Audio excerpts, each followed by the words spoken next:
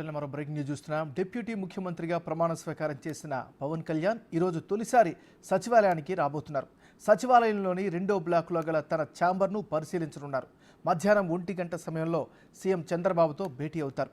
కాగా ఉప ముఖ్యమంత్రి హోదాలో మొదటిసారి అమరావతికి వస్తున్న పవన్కు మానవహారంతో పూల చల్లి స్వాగతం పలికేందుకు రైతులు సిద్ధమవుతున్నారు.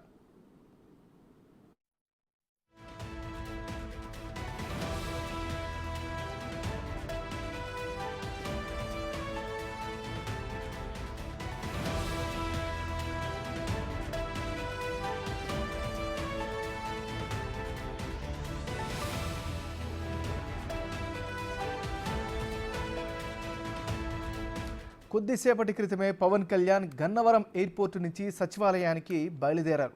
డిప్యూటీ సీఎం పవన్ కళ్యాణ్కు భద్రత పెంచారు. Y+ escort bullet proof car కేటాయించారు.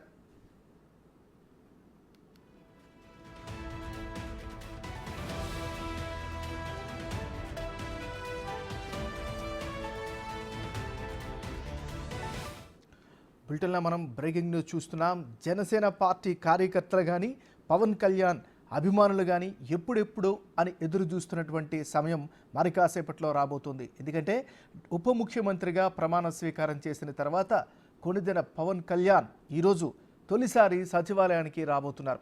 సచివాలయంలోని 2వ బ్లాక్లో ఆయనకి ఛాంబర్ని కేటాయించారు. సో తన ఛాంబర్ను పరిశీలిస్తారు పవన్ కళ్యాణ్. సుమారు మధ్యాహ్నం 1 గంట సమయంలో ఆయన ముఖ్యమంత్రి చంద్రబాబుతో కూడా ప్రత్యేకంగా సమావేశం కాబోతున్నారు. ఈ పరిస్థితుల్లో ఉప ముఖ్యమంత్రి హోదాలో తొలిసారిగా అమరావతికి వస్తున్నారు పవన్ కళ్యాణ్. దీంతో అక్కడున్నటువంటి స్థానికులు, రైతులు, సామాన్యులు కూడా ఆయన్ని ఘన స్వాగతం పలికేందుకు ప్రిపరేషన్ చేస్తూ ఉన్నారు.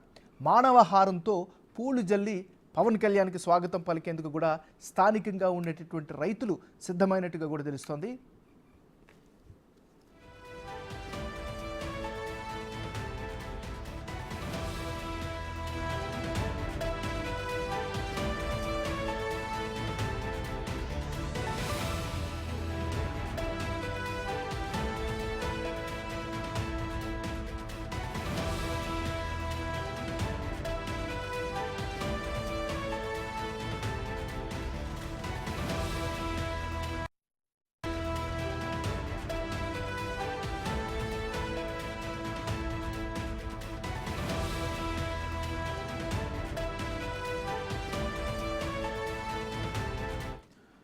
బులెటిన్లో మనం బ్రేకింగ్ న్యూస్ చూస్తున్నాం. డిప్యూటీ ముఖ్యమంత్రిగా ప్రమాణ స్వీకారం చేసిన పవన్ కళ్యాణ్ ఈరోజు తొలిసారిగా సచివాలయానికి రాబోతున్నారు.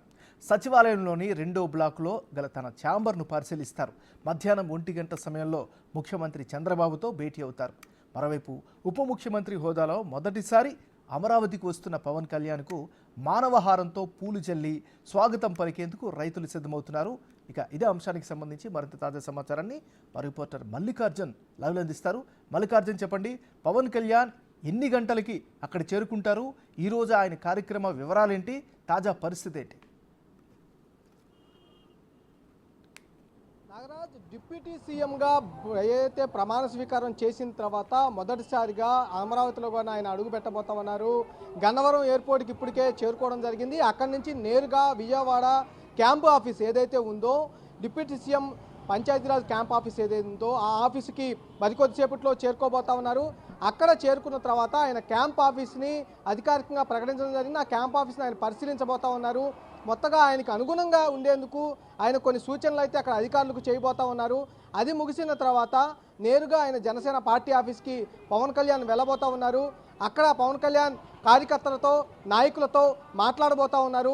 మాట్లాడిన తర్వాత మధ్యాహ్నం 3 గంటలకి ఏపీ సచివాలయంలో ఆయనకి ఏదైతే 2nd బ్లాక్లో ఛాంబర్ కేటాయించారో ఆ ఛాంబర్ కూడా ఆయన 2వ బ్లాక్లోకి వెళ్ళబోతా ఉన్నారు. దానికంటే ముందు జనసేన పార్టీ ఆఫీస్ నుంచి 3 గంటలకు సచివాలయానికి వచ్చే మార్గంలో కూడా రైతులు ఘన స్వాగత ఏర్పాట్లు అయితే చేస్తున్న పరిస్థితి కూడా ఉంది. మనం ఇప్పుడు ఆ రైతులు ఏర్పాటు చేస్తున్న ఏదైతే ఘన స్వాగత ఏర్పాట్లు కూడా చూడొచ్చు. మొత్తం కూడా ఏదైతే చంద్రబాబు నాయుడిని ముఖ్యమంత్రిగా బాధ్యతలు తీసుకొచ్చే సమయంలో ఇక్కడ ఏర్పాట్లు, ఘన స్వాగత ఏర్పాట్లు అయితే అప్పుడు జరిగినాయి. రైతులు మొత్తం కూడా ఘన స్వాగతంగా కూడా